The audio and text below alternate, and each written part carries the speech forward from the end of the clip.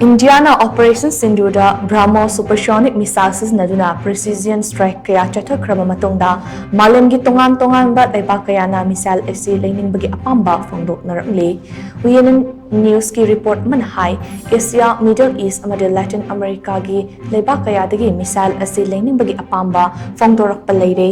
Brahmos long range supersonic cruise missile ase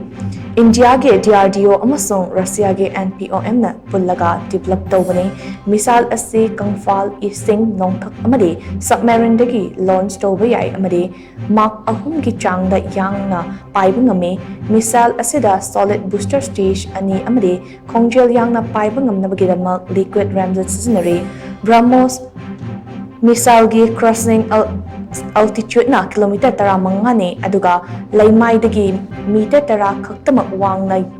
yamna nemba altitude ta paiba ngambana missile asi yeknabasingna detect tawba amade lephanbada awaba ama oi